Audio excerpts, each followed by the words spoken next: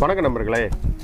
திராட்சையில் எந்த ரகமாக இருந்தாலும் அது செடி வளர்கிறப்ப எவ்வளவுக்கு அதிகமாக பிரான்ச்சஸ் இருக்கோ, அளவுக்கு அதிகமாக சப் பிரான்ச்சஸ் இருக்கோ, அந்த அளவுக்கு நிறையா திராட்சை கொத்துக்கள் காய்க்கும்.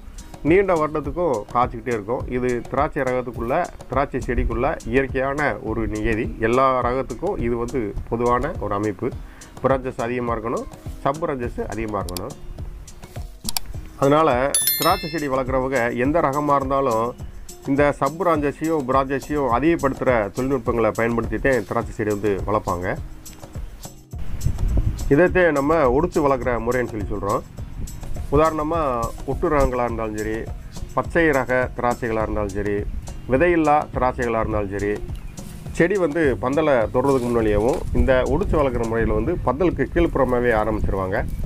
அதாவது செடி பந்தல் ஏறுறதுக்கு முன்னாடியேவும் பந்தலிருந்து ஒரு அடி கீழே கட் பண்ணி விட்டு இந்த மாதிரி வி ஷேப்பில் செடிகளை பந்தலில் படர் விடுவாங்க. இது பிரான்ச்சஸை அதிகப்படுத்துகிற ஒரு தொழில்நுட்பம். இன்னும் ஒரு சில ரகமான ரெட் குளோப்பு, மானிக் சந்த், இந்த மாதிரி பிளாக் சீட்லெஸ் வெரைட்டிகள் என்ன செய்வாங்க அப்படின்னா, செடியை பந்தலில் படர் விட்டுட்டு அதிக அளவில் மெயின் பிரான்ச்சுகளையும் அதிக அளவில் சப் பிரான்ச்சுகளையும் வளர்கிற மாதிரி கேபிட்டல் லெட்டர் கெச்சு ஷேப்பில் வளர்ப்பாங்க. இதுவும் சப் பிரான்ச்சஸையும் மெயின் பிரான்ச்சஸையும் அதிகப்படுத்துகிற ஒரு வளர்ச்சி தொழில்நுட்பம். இந்த மாதிரியான வளர்ப்பு முறைகளில் கொஞ்சம் சிக்கல்களும் கொஞ்சம் குழப்பங்களும் அதிகமாக இருக்கும். ஒரு அனுபவமிக்க திராட்சை விவசாயினால் மட்டும்தான் இந்த மாதிரி வளர்ப்பு முறைகளை கையாள முடியும். ஆனால் நம்ம கருப்பு பன்னீர் திராட்சையில் இவ்வளவு பிரச்சனைகளும் இவ்வளவு சிக்கல்களும் கிடையாது. கொஞ்சமாக அடிப்படை விஷயங்கள் தெரிஞ்சிருந்தாலே போதும். நம்ம இந்த ஒடிச்சு வளர்க்குற முறைகள் மூலமாக நம்ம கருப்பு பன்னீர் திராட்சையிலையும் அதிக அளவில் மெயின் பிரான்ச்சுகளையும் சப் பிரான்ச்சுகளையும் உருவாக்கிற முடியும். அது மட்டும் இல்லாமல் நம்ம ஏதாவது ஒரு ஒடிப்பு முறைகளில் தவறு பண்ணாலும் அடுத்த 15 நாளில் அதை சரி பண்ணிடலாம். ஒரு வீடியோ இன்ட்ரோடக்ஷனில் ஏன் இவ்வளோ விஷயங்களை சொல்கிறோம் அப்படின்னா, நம்ம சமீபத்தில் இந்த ஒடிச்சு வளர்க்குற முறைகளை பற்றி ஒரு வீடியோ அப்லோட் பண்ணியிருந்தோம். அதில் முக்கியமாக 2வது ஒடிப்பு 3வது ஒடிப்புகளை பற்றி சொல்லியிருந்தோம். அதில் நிறைய நண்பர்களுக்கு நிறைய இடங்களில் சந்தேகங்கள். அதனால் இந்த 2 மற்றும் 3வது ஒடிப்பு முறைகளை இன்னும் கொஞ்சம் தெளிவாகவும் விரிவாகவும் சொன்னால் நல்லா இருக்குமேன்னு தோணுச்சு. அது மட்டும் இல்லாமல் நம்ம திராட்சை செடி நல்லா காய்க்கக்கூடிய தலைவிதியை நிர்ணயிக்கக்கூடிய பகுதி இது. அதனால் இந்த பகுதியில் 2 மற்றும் 3வது ஒடிப்பு முறையை கொஞ்சம் தெளிவாக பார்க்கலாம். என்கிட்ட அனிமேஷன் வசதி இல்லைன்றதுனால நான் இந்த வளர்ப்பு முறைகளை டயக்ராம் மூலமாகவே காட்டியிருக்கேன். உங்களுக்கு எந்த பகுதியில் மீண்டும் ஏதாவது சந்தேகம் இருந்துச்சுன்னா நீங்கள் கமெண்ட் செக்ஷனில் சொல்லுங்கள். நம்ம கருப்பு பன்னீர் திராட்சையை பொறுத்தளவில் பந்தலில் செடி வளர்ந்த பிறகு இந்த ஒடிச்சு வளர்க்குற முறையை கடைபிடிக்கணும். மொத்தம் ஒரு 5 மாதம் வளர்த்தா போதும். 15 நாளைக்கு ஒரு முறை இந்த ஒடிப்பு முறைகளை கடைபிடிக்கணும். அதாவது மொத்தம் 10 முறை ஒடிச்சு வளர்த்தா போதும். நம்மளுக்கு தேவையான அளவு பிரான்ச்சஸும் சப் பிரான்ச்சஸும் கிடச்சிரும். இந்த 10 முறை ஒடிச்சு வளர்க்குறதுல 1, 2, 3 இந்த 3 முறைகள் மட்டும்தான் ஒவ்வொரு வகையிலையும் வித்தியாசப்படும். மீதம் இருக்கிற 7 முறைகளும் ஒரே டிஃபால்ட்டாக இருக்கும். நம்ம 3வது ஒடிப்பு என்ன செய்கிறோமோ அதை அப்படியே 7 ஒடிப்புகளையும் ஃபாலோ பண்ணிக்கலாம். அப்போ நம்ம அதிகமாக தெரிஞ்சுக்கிற வேண்டியது 1, 2, 3 இந்த 3 ஒடிப்புகள் மட்டும்தான். இந்த 3 ஒடிப்புகளையும் தனித்தனியாக நம்ம ஒரு டயக்ராம் மூலமாகவே பார்த்துடலாம். நம்ம திராட்சை செடியோட முதல் ஒடிப்பை 6 மற்றும் 7வது இலைக்கணுவில் கட் பண்ணி விட்டுருந்துருப்போம். இந்த மாதிரி கட் பண்ணி விட்ட பிறகு இதிலிருந்து புதிய துளிர்கள் வந்திருக்கும். இந்த மாதிரி புதிய துளிர்கள் வரும். மேக்ஸிமம் 4 துளிர்கள் மட்டும்தான் வரும். நாங்கள் 6 இலைக்கணுன்றதுனால ஒரு சிலருக்கு 4 வரும், ஒரு சிலருக்கு 3 வரும். இதுக்கு எல்லாத்துக்கும் அடையாளம் போட்டுக்கிட்டோம்னா நம்ம அடுத்தடுத்து ஒடிப்பு வேலைகளுக்கு நல்லாயிருக்கும். மேக்ஸிமம் இது 4 துளிர்கள் மட்டும்தான் வரும். ஒரு சில ஆரோக்கியமான செடிகளாக இருந்தால் 5 வரும். ஒரு சிலருக்கு ஏபி சின்னு இல்லாமல் டிஇ இது மாதிரி ஏதாச்சும் இந்த 6 நம்பரில் ஏதாச்சும் 4 துளிர்கள் நல்லா இருந்திருக்கும். இதே விஷயத்தை நம்ம திராட்சை செடியில் அப்படியே அப்ளை பண்ணி பார்த்துடலாம். நம்ம முதல் ஒடிப்பை மெயின் ஸ்டம்பிலே பண்ணியிருந்திருப்போம். இந்த மாதிரி 6 மற்றும் 7வது இலைக்கணுவில் கட் பண்ணி கட்டி விட்டுருந்துருப்போம். நம்ம அப்படி ஃபஸ்ட்டு ஓடிப்பு ஓடிக்கிறப்பவும் புதிய துளிர்கள் வந்து வந்துருந்துருக்கோம். இந்த ஏபிசின்றது எல்லாமேவும் மெயின் ஸ்டம்பில் இருந்து வரக்கூடிய பிரான்ச்சஸ்.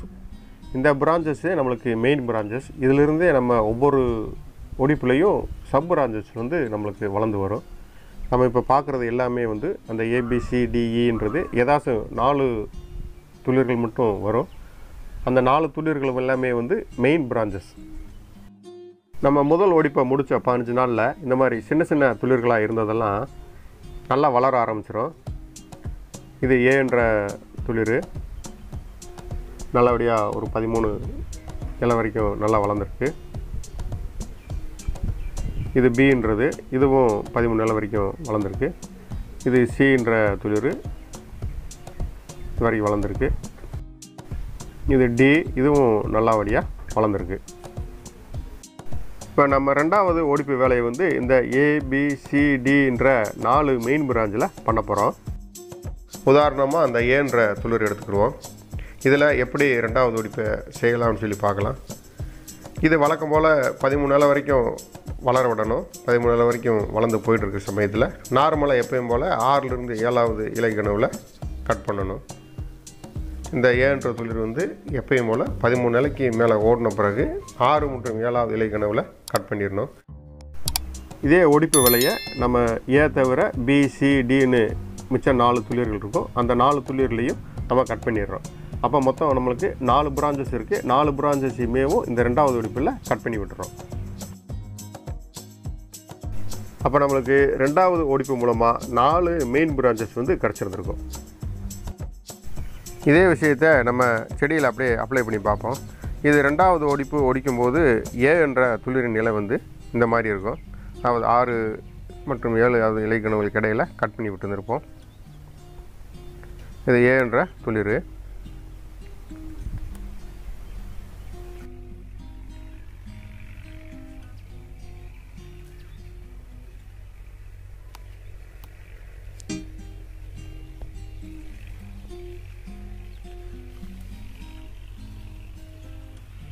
அதே மாதிரி இந்த பி என்ற துளிரையும் இந்த மாதிரி கட் பண்ணியிருந்திருப்போம்.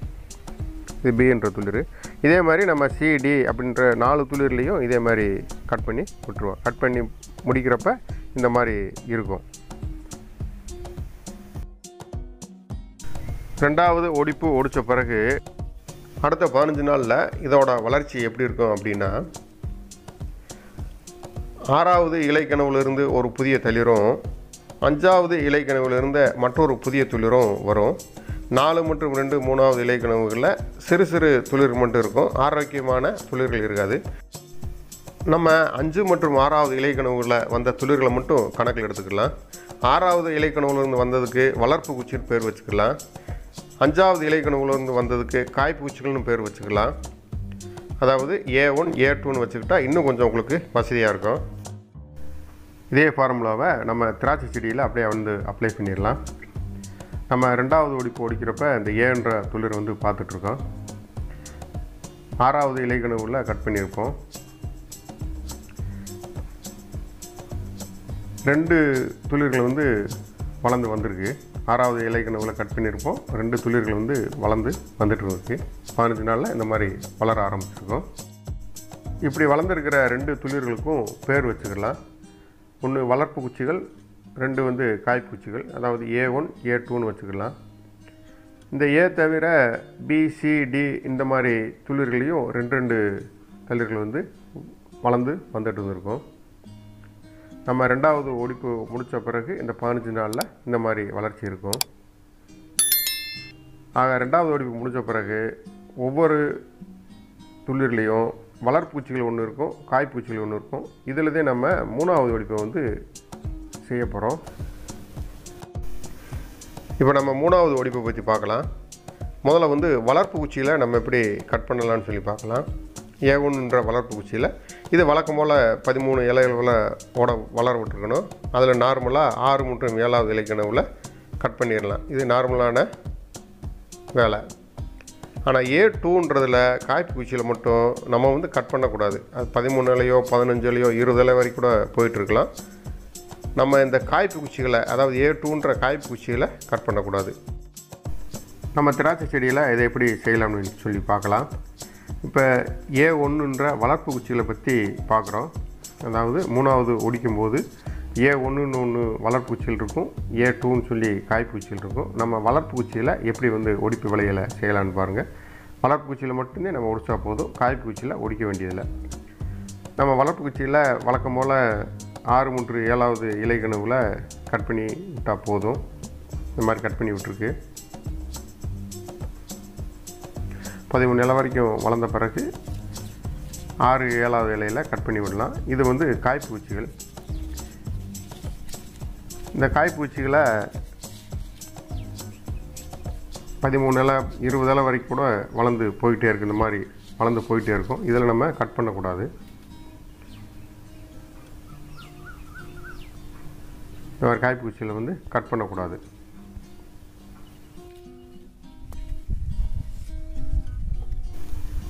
இது பற்றின காரணங்களை நம்ம தனியாக இன்னொரு வீடியோவில் பார்த்துக்கலாம். இப்போ இந்த ஒடிப்பு வேலைகளை மட்டும் பார்க்கலாம். இப்போ நம்ம 2வது 3வது ஒடிப்பை சுருக்கமாக பார்த்துடலாம்.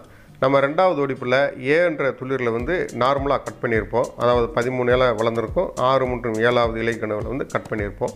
அதிலிருந்து A1 A2ன்னு 2 துளிர்கள் வெளியே இருந்திருக்கும். இது 2வது ஒடிப்பில் நடந்திருக்கக்கூடிய செயல். 3வது ஒடிப்பில் நம்ம என்ன செய்ய போகிறோம்னா, அந்த A1ல் நார்மலாக எப்பயும் போல் கட் பண்ணிடணும். அதாவது 6 மற்றும் 7வது இலை கனவில் கட் பண்ணிடணும். A2ன்றதில் நம்ம கட் பண்ணாமல் விட்டுறணும். நம்மளுக்கு ஒவ்வொரு ஒடிப்பு ஒடிக்கிறப்பையும் ஒரு காய்ப்பு குச்சி இருக்கணும், ஒரு வளர்ப்பு குச்சி இருக்கணும். இதே ஃபார்முலாவை நம்ம முதல் ஒடிப்பிலிருந்து ஒடித்த எல்லா துளிர்லையும் அப்படியே அப்ளை பண்ணிடலாம். இப்போ A1ன்ற துளிர் இருந்துச்சுன்னா A1ல் நார்மலாக கட் பண்ணணும், 6 மற்றும் 7வது இலை கனவில். A2 கட் பண்ண வேண்டியதில்லை. B1ல் நார்மல் கட்டு, B2ல் தேவையில்லை. C1ன்னா நார்மல் கட்டு, C2ல் தேவையில்லை. அதாவது ஒரு காய்ப்பு குச்சிகள் இருக்கணும், ஒன்று வளர்ப்பு குச்சிகள் இருக்கணும். வளர்ப்பு குச்சியில் கட் பண்ணணும், காய்ப்பு குச்சியில் கட் பண்ணக்கூடாது. நமக்கு 4 துளிர் இருந்தால் 4லையுமேவும் இதே ஃபார்முலாவை அப்ளை பண்ணிடலாம். சரி நண்பர்களே, இந்த வீடியோ பார்க்குற புது நண்பர்களாக நீங்கள் இருந்தீங்கன்னா சப்ஸ்கிரிப்ஷன் பண்ணி பெல் பட்டனை கிளிக் பண்ணிக்கோங்க. நாங்கள் திராட்சை சார்ந்த தகவல்களும் விவசாயத்தை பற்றியும் இந்த வீடியோவில் பதிவிட்டுருக்கோம். இதில் மேற்கொண்டு உங்களுக்கு சந்தேகங்களோ ஏதாவது தகவல் தேவை இருந்தால் கமெண்ட் செக்ஷனில் பதிவு பண்ணுங்கள். அடுத்த ஒரு கூடுதல் தகவலோட புதிய வீடியோவில் சந்திக்கலாம். நன்றி, வணக்கம்.